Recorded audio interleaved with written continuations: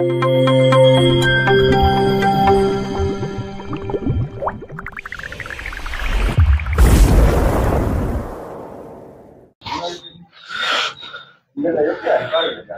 हिंद दोस्तों, मैं हूं आनंद कुमार और आज मैं आपको विलयन की ही श्रृंखला में पढ़ाने वाला हूं परासरण दाब। पिछले वीडियो में हमने आपको पढ़ाया था कि परासरण क्या होता है। उसको पहले आपको थोड़ा सा में रिवाइज करा देते हैं। क्या है परासरण? जब एक तनु विलयन सांद्र विलयन की ओर गति करेगा अथवा जो शुद्ध विलायक क्या करेगा, विलयन की ओर गति करेगा in the presence of semi permeable membrane. ठीक है ना। अर्थात एक अर्ध पारगम्य झिल्ली के द्वारा एक तनु जो विलयन होगा वो क्या करेगा, जो सांद्र जो गाढ़ा विलयन होगा उसकी ओर गति करेगा, वो हमारा कहलाएगा परासरण। ठीक है। परासरण की प्रक्रिया प्रारंभ तो हो जाती है, परंतु एक समय के पश्चात में यह प्रक्रिया रुक जाती है। कहने का आशय यह है कि एक शुद्ध विलायक का विलयन के क्षेत्र में जो स्वतः प्रवर्तित प्रवाह होता है वो एक समय के पश्चात में रुक जाता है। कारण क्या है? तो आज हम आपको पढ़ाने वाले हैं परासरण दाब, ऑस्मोटिक प्रेशर। देखते हैं क्या है। यहां आपको एक डायग्राम जो है वो दिखाई दे रहा होगा। ये डायग्राम कौन सा डायग्राम है? ये परासरण क्रिया द्वारा उत्पन्न जल स्थैतिक दाब परासरण की प्रक्रिया को रोक देता है। किस प्रकार रोक देता है हम देखते हैं। अभी इस डायग्राम के माध्यम से आपको समझाएंगे कि जो परासरण दाब में जो प्रक्रिया है तनु विलयन से सांद्र विलयन की ओर गति प्रवाह जो होता है, स्वतः प्रवर्तित प्रवाह, वो किस प्रकार से थम जाता है, कैसे स्थिर हो जाता है, उसके बारे में देखते हैं। ये एक पात्र है ना। इस पात्र में क्या करते हैं, जो आसुत जल है वो भर दिया जाता है। ठीक है ना प्यारे बच्चों, ध्यान से देखिए, समझिए इसे।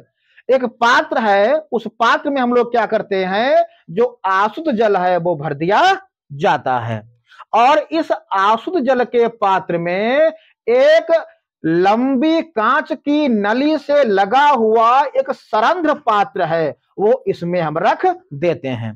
परंतु रखने से पहले ही इस पात्र में जो गाढ़ा विलयन है वो हम भर देते हैं। अर्थात इधर ये जो क्या है, ये हो जाएगा हमारा तनु विलयन और ये हमारा हो जाएगा सांद्र विलयन। एक जो गाढ़ा विलयन है वो उसमें भर दिया जाएगा। अब होता क्या है, यह जो छिद्रित ये पात्र है जिसमें भरा हुआ हमारा गाढ़ा विलयन है, क्या है उसमें, तो पुनः देखते हैं। ठीक है। यह एक पात्र है जिसमें भरा गया है आसुत जल। ठीक है।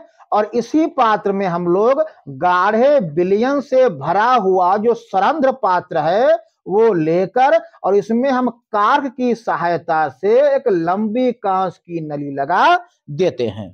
ठीक है ना। और इसको इस जो ये सरंध्र पात्र है, ये जो क्या है, ये सरंध्र पात्र है, इसी में क्या लगी हुई है, हमारी लगी हुई सेमी परमिएबल मेम्ब्रेन। कौन सी है? कॉपर फेरो साइनाइड की है। ठीक है ना। अर्थात यह कृत्रिम अर्ध पारगम्य झिल्ली है जो सरंध्र पात्र में लगी हुई है। तो इसमें जो बाहरी पात्र है इसमें भरा हुआ हमारा है आसुत जल और जो अंदरूनी पात्र है जो सरंध्र पात्र है जिसमें भरा हुआ है गाढ़ा जल, अर्थात जो सांद्र विलयन है वो इसमें भरा हुआ है।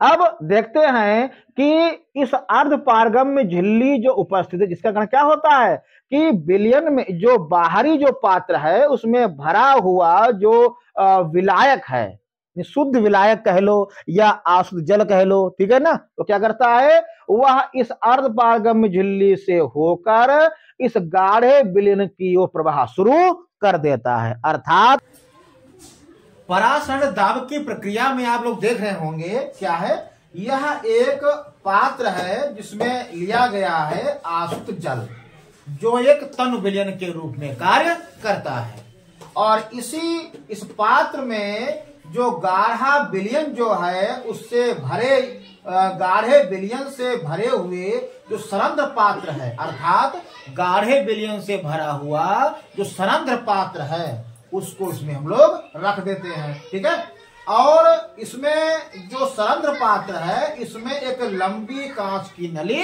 लगा देते हैं कॉर्क की सहायता से।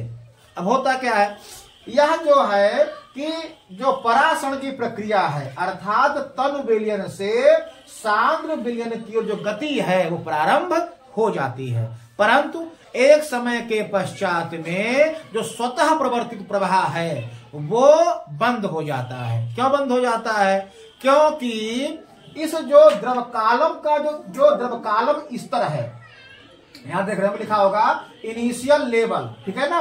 यहां तक जब हमने पानी पहले भरा था, जो गाढ़ा में भरा था, इसमें तो कैसा था, यहाँ इतना था स्तर। उसके बाद में जब प्रक्रिया प्रारंभ हुई परासरण की, है ना, तो इस अर्ध पारगम्य झिल्ली के द्वारा जो जल है कहाँ जा रहा है, वो जा रहा है गाढ़े विलयन में, ठीक है ना।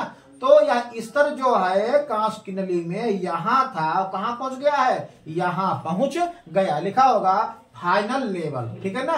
तो होता क्या है कि अब इसके बाद में क्या होता है कि ऊपर की ओर जो भरना है जल का, अर्थात जो स्तर है वो थम जाता है, रुक जाता है। ऐसा क्यों होता है? ऐसा इसलिए होता है कि जब हम जो शुद्ध विलायक है और जो गाढ़ा विलयन है, ठीक है ना, उसको हम अलग करते हैं अर्ध पारगम्य झिल्ली के द्वारा, तो क्या होता है कि जो ये द्रव कालम स्तर है इसमें एक जल स्थैतिक दाब उत्पन्न हो जाता है।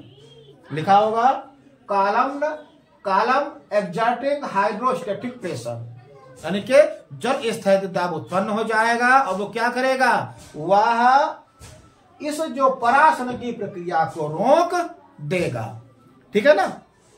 देखते हैं क्या है, किसी निश्चित ताप पर एक विलयन के परासरण दाब को उस जल स्थैतिक दाब के बराबर माना जा सकता है जो विलयन को विलायक से अर्थात एक अर्ध पारगम्य झिल्ली द्वारा अलग करने पर उत्पन्न होता है। यानी कि जो जल स्थैतिक दाब जो है क्या करेगा, कब उत्पन्न होता है, जब हम गाढ़े विलयन को अलग करते हैं एक शुद्ध विलायक से, इन द प्रेजेंस ऑफ अर्ध पारगम्य झिल्ली। तो उत्पन्न क्या हो जाएगा, हमारा उत्पन्न हो जाएगा जल स्थैतिक दाब, है ना। तो क्या करेगा वह परासरण की जो प्रक्रिया है उसको रोक देगा।